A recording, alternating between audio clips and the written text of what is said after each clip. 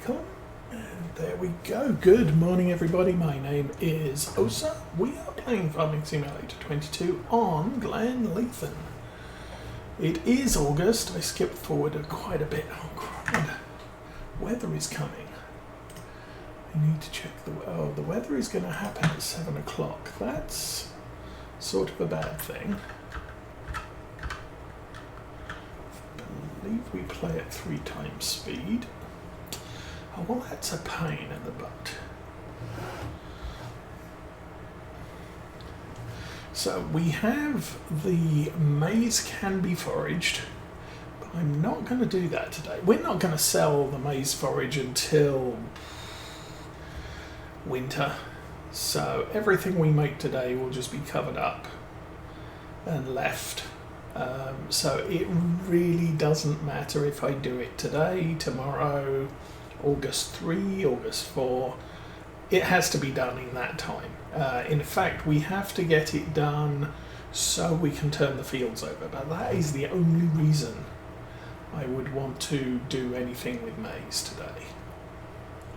So I have 50 minutes to harvest this field up here of whatever it is we have, oats.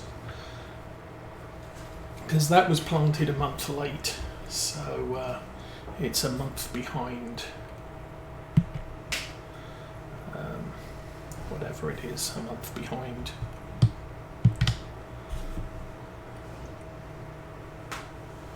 Now, one of the things we are going to check on today, so let's go here, and not pH, nitrogen. This is all nice and green.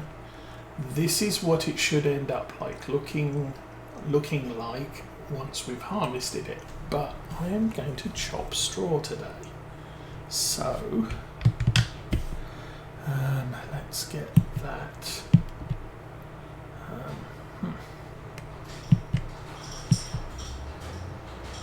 Okay, that, and there we go, lower the thing, let's go, come on, go. Struggles. Now this should be on just chopping, because we did a bunch of contracts on July 2, so that was all good and wonderful. Now this is showing the yield map, which may not be the bestest, but that is okay. What we're looking at here is just chopping the straw and leaving it on the ground. We might additionally be able to come in and mulch the stalks. I don't know, but we're going to play around with that. And then Patchwork, good morning, welcome to Saturday's stream. You're up early today. We do have an excellent ISP connection, so that's good.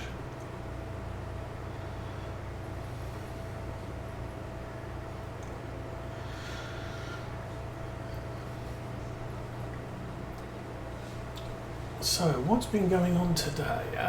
We have the small people here today, so we may get disturbed, it may get loud, but that's okay by me. Mrs. Osa's sleeping, teenage Osa's sleeping, small boy child got up, found Mrs. Osa and then went to sleep. So he is now up and putting together jigsaw puzzles on the table. So, okay. And girl, small person, has decided to get her iPad and play games in bed. So that's what she's doing. Long hauler, good day. Welcome to the stream.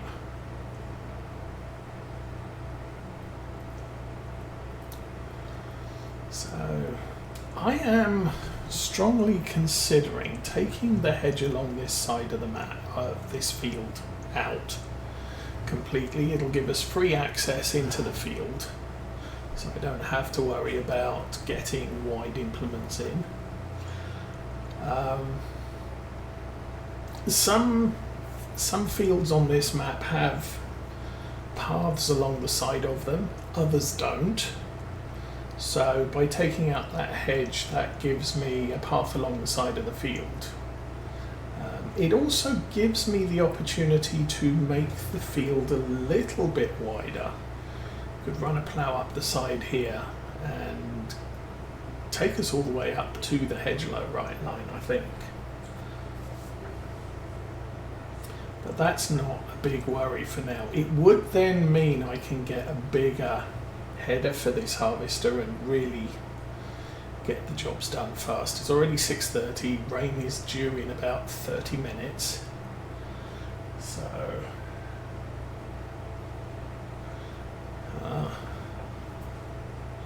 yeah, that's okay. And I do push them over to what is it? YouTube if you're interested. Had to pick up in viewers on YouTube, so I'll say thank you to the YouTube people for watching the series.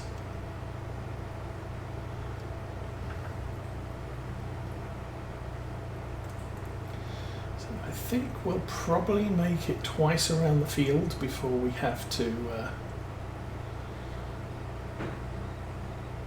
pull over and let the rain pass.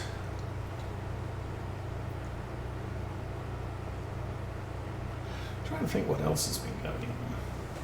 So I ordered some train stuff from England. Actually, I ordered it, I think, back in April. No, May. Back in May. And normally they have their purchase buttons are pre-order or order.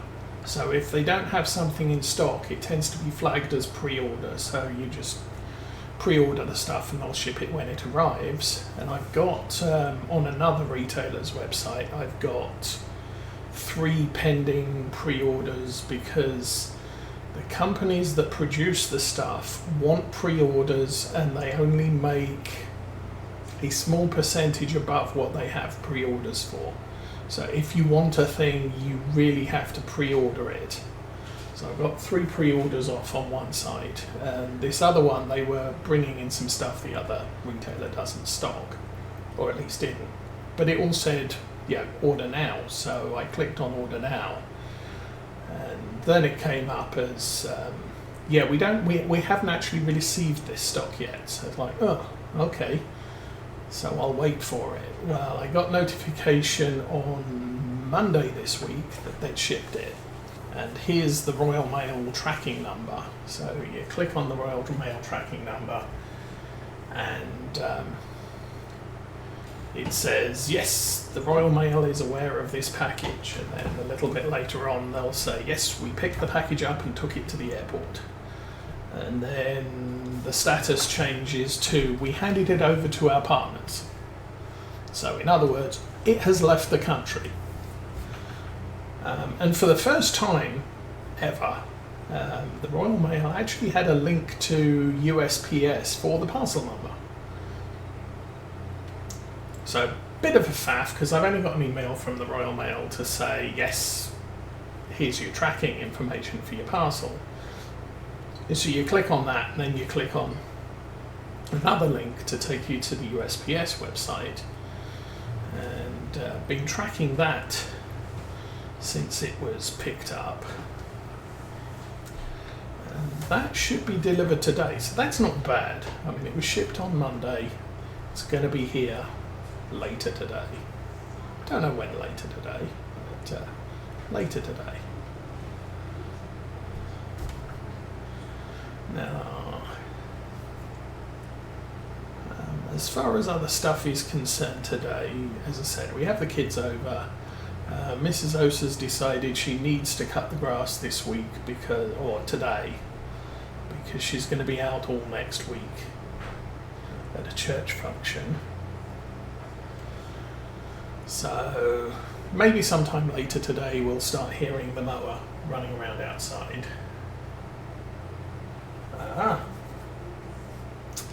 Must admit I'm not too familiar with US models. In fact, what I've actually got on order is a bunch of little metal miniatures, driver, fireman. I have a rail car, so I've just got a rather cleaner sat-down driver for the rail car. And I also decided to,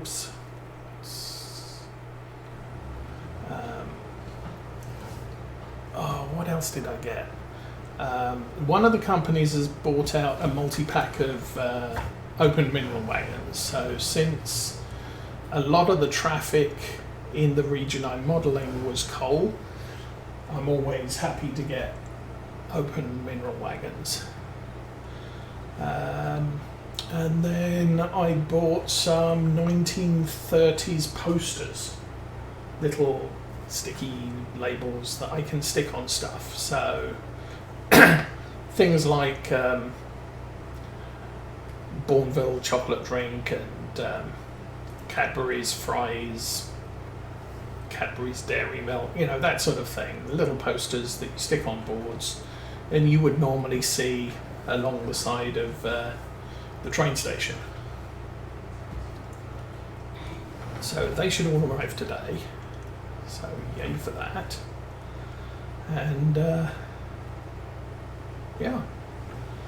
As far as the railway's going, I finished the benches a couple of weeks ago, and last weekend spent Saturday afternoon cutting out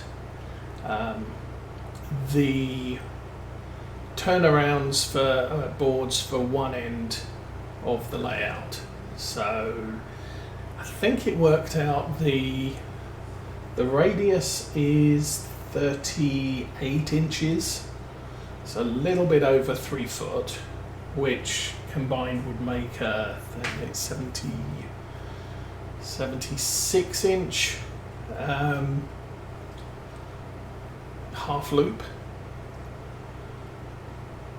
And that's worked out quite nicely because it has positioned the backside return in the middle of the table, so it makes organising the entrance to the station that's going to be there a lot easier. I was thinking I was going to come out right on the edge of the table, and thus it was going to be,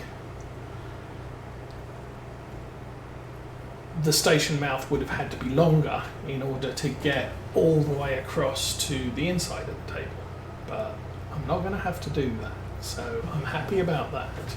It will give me more tracks along the front of the board, so I can have freight exchange or whatever, freight passing loops for the station, or parking for carriages if that is seen as a need. So I've got an idea of station plans. What I did was I bought a book of Great Western Railway Station plans. Actually, it's a series of 4 books, and so it allows me to look up, and not all, but many railway stations on the GWR. It gives me pictures of the buildings there, so I can model something in the style of, if I don't do exactly the location, because obviously most of the photos are of the station. They don't include the Grand Hotel behind the station and anything else that was on Station Road, for example. But yeah, at least the architecture will be period correct. I should pull the tea bag out of my bag. Oh, we did? That was a thing. So the other thing we did last week was we fitted GPS to this harvester. So I can now figure out a a more efficient harvesting route through the field manually. Obviously using courseplay, the courseplay drivers will do everything we need them to do, and we'll split up the field evenly, but me and my hand-eye coordination gonna miss a couple of times, but since we now have GPS, I can set this up correctly. As it is, I think we're going to get to the end here, and I'll pull out to the edge of the field and we'll bring the Zerion and its cart over, and then it'll rain. Oh, it's actually starting to rain now. Oh, that's sad. So any second now our yield is going to drop through the floor. So we'll turn that off, pop that out. We need to leave the engine on for now. Somewhere here.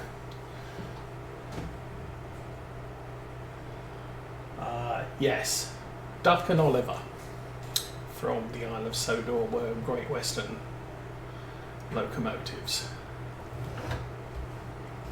And I don't have either.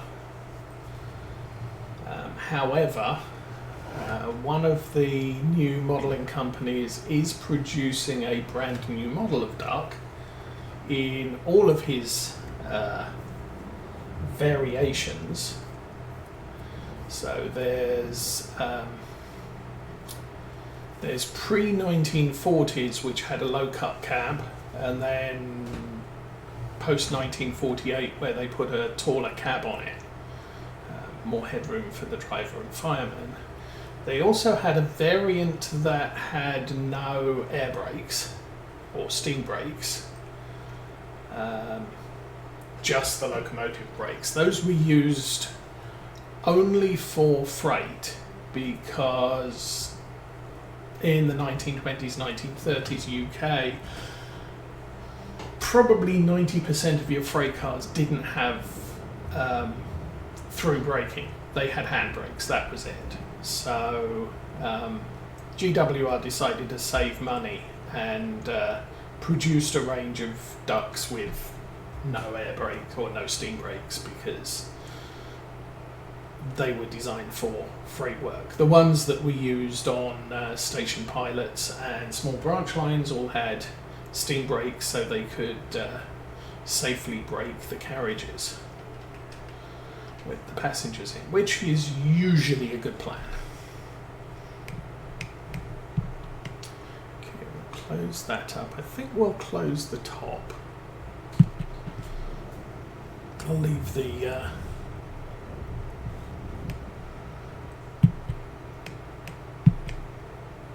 we go. We'll leave that there and turn the engine off. Engine off.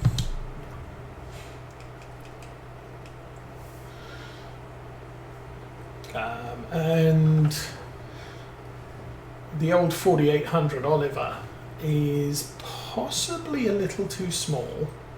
It's about 2 years off, but one of the manufacturers is going to produce a model, but they're also going to produce a range from the predecessor of the 4800, which the initial, at manufacture, it didn't have a roof over the cab, but later on got a roof.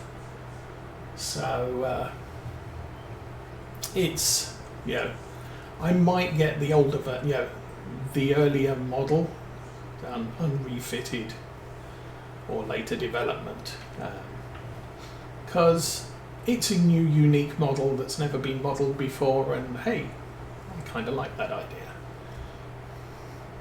But I'm going to be modelling a sort of a semi-mainline, so it's not one of the sort of London to Bristol, London to Manchester, London to Birmingham, London to Liverpool, big, heavy passenger express train regions, it's going to be a link from South Wales to sort of the Midlands, Birmingham sort of area, which did have some fast trains. It had a lot of sort of all stopping trains, but they were big engines, larger engines that pulled them, because they needed the fuel supply, which a small tank engine wouldn't have. Tank engines tended to work the small trunk routes, and obviously less water carried, less coal carried, because they were at the terminus far more frequently. But if you're driving from Cardiff to Birmingham, that's kind of a long trip, and if you were hauled by a tank locomotive, you would need to refill with water and potentially coal on the way. Passengers don't really stand for that sort of. I want my train to be moving all the time, except when it has to stop to let people on.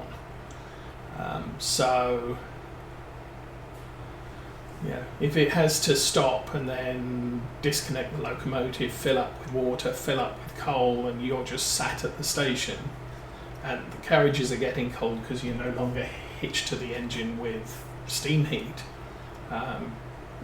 you can get a little bit of a problem with the passengers at that point.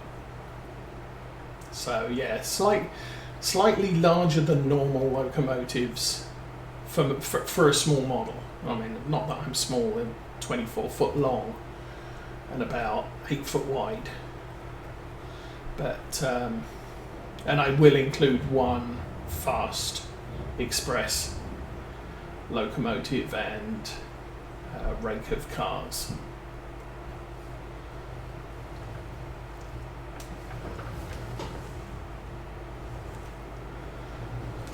But British, and it's not really British rail history. British railways started in 1948 after the Second World War. But basically, the origins of that one, no, 6, that one. The origins of British railways. No, I haven't. But British rail, the railways of Britain, let's call it that. The railways of Britain were very complicated. Basically, anybody with money could build a railway if they got an Act of Parliament to allow two cities to join together, or two towns, or a coal mine and a port. You got an Act of Parliament to authorise the line, and then you could do whatever you wanted. And then after that, some companies went broke and usually got merged with another company, and others expanded, went into partnership with each other. It was quite complicated. Lots of different locomotive colours and freight colours and passenger colours, and it was quite a colourful time. And then the First World War happened. And at the end of the First World War, part of the problem with wars is the government turns around and says, you need to move our equipment, and we're not necessarily going to pay for it, or all the war equipment, and we're not necessarily going to pay you for it, or at least not enough for you to service your locomotives and maintain the track.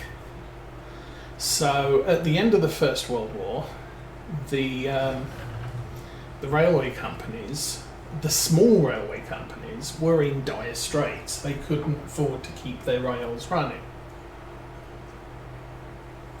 So 1923, the government decided to step in and basically said, we're not going to nationalise the railways, but we're going to force you into a oh, what's the word? Sort of an amalgamation of 4 main railway companies. And those railway companies will control different regions. So there was the London North Eastern Railway, which was the east coast of England all the way up to Scotland and through Scotland. They ran Pacifics. Flying Scotsman, Mallard are fairly famous locomotives from that era, or from that line. The LMS was the London Midland and Scottish, so they ran up sort of the west side of England somewhat, through the Midlands up to Scotland, West Scotland and up into Scotland. They inherited a lot of very small locomotives, and they weren't, they were good for what they did at the time, but as freight was getting heavier, it was getting more and more difficult for their locomotives to do what they needed to do. So they went and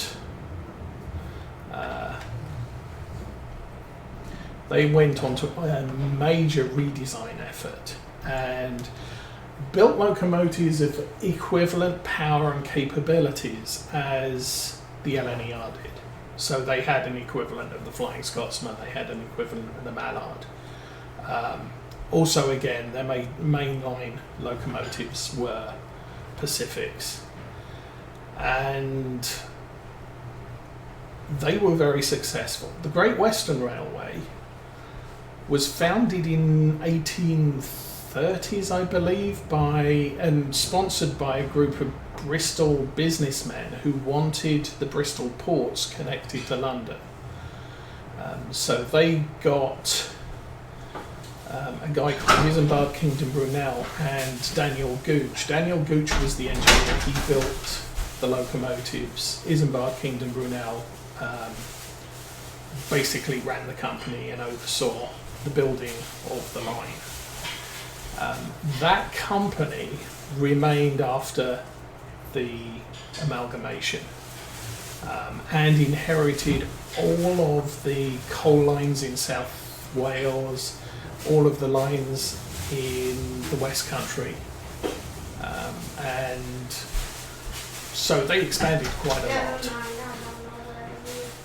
And then the final line was the Southern Railway, which picked up everything, all of the commuter lines from the south of England. So they didn't need big locomotives, but they did need locomotives that could accelerate fast